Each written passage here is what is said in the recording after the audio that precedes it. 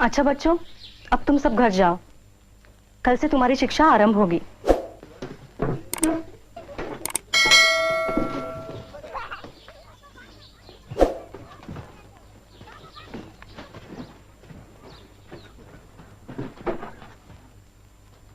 इसे रोज रोज लाना जी। हम इसे बहुत सी बातें सिखाएंगे, पढ़ना, लिखना, कुछ व्याकरण, कुछ गणित। जी। इसे रोज लाओगे ना? जी रोज लाए।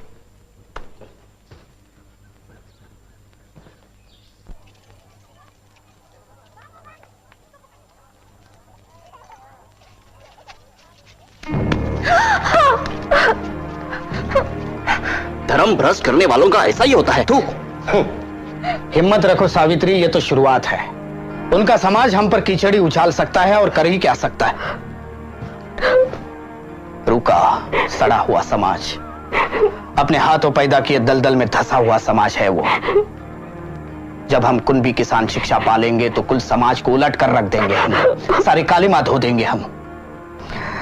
सावित्री, तुमने जो काम शुरू किया है वो बहुत साहस का है। ये मामूली औरत की बूते की बात नहीं कि घर की दहलीज पार करके बाहर निकले और पढ़ाने का काम करे। तुम गर्व से माथा उठाकर चलो सावित्री, एक दिन साबित हो जाएगा कि हम ही सही थे। क्या हुआ ज्योति? क्या हुआ बहू को?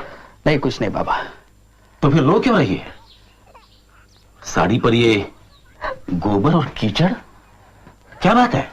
वो पाठशाला से लौट रही थी, तब कुछ लड़कों ने उस पर कीचड़ और गोबर फेंका। तो क्या फूल बरसाते? ज्योति, मैंने तुम्हें 20 बार समझाया है कि धर्म कर्म का मामला है, तुम बेकार टांग मत अड़ाओ।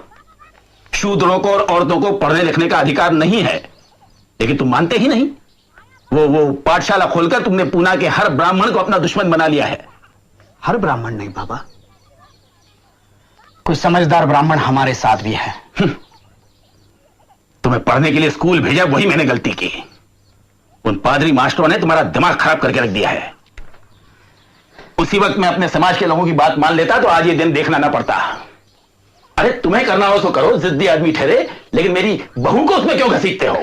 क्योंकि शिक्षा ही इस देश को और हमारे धर्म को बचा सकती है। यह तभी हो सकता है जब हर एक को शिक्षा पाने का मौका मिले। मैं अपने धर्म को भ्रष्ट नहीं कर रहा हूं बाबा, मैं उसे सुधारना चाहता हूं।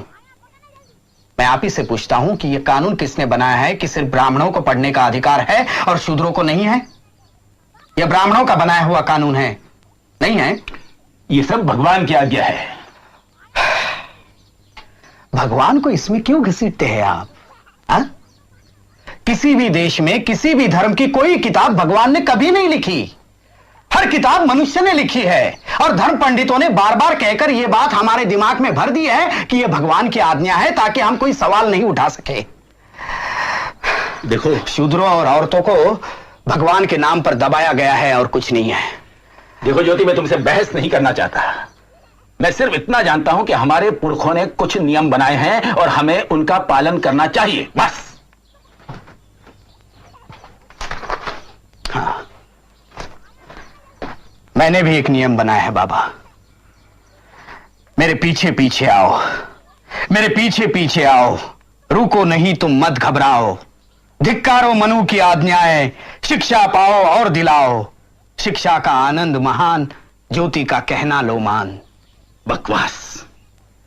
उन गिरस्तानी स्कूल के मास्टरों ने तुम्हारे दिमाग में ये खुराफात भर दी है। और फिर किसी ने आपको यह भी बताया होगा कि मैं ईसाई बन रहा हूं। क्या? ईसाई? सच? धर्म बदलना समस्या का कोई हल नहीं है।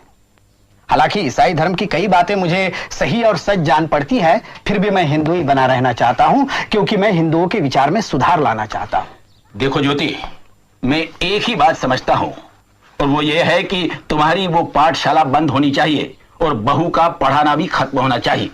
नहीं, ये नहीं हो सकता। सब हो सकता है। देखो ज्योति, मैं तुम्हें आखिरी बार बता देता हूं कि अगर तुमने मेरी और अन्य लोगों की आज्ञा का पालन नहीं किया तो तुम्हें और तुम्हारी पत्नी के लिए इस मकान में कोई जगह नहीं है। तुम्हें यह मकान छोड़ना पड़ेगा। जैसे आपकी मर्जी।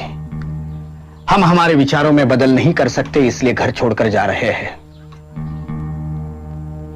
सावित्री, अपना सामान भरो, मैंने तुम्हें पहले ही कहा था कि यह तो सिर्फ शुरुआत है। भरो सामान जल्दी।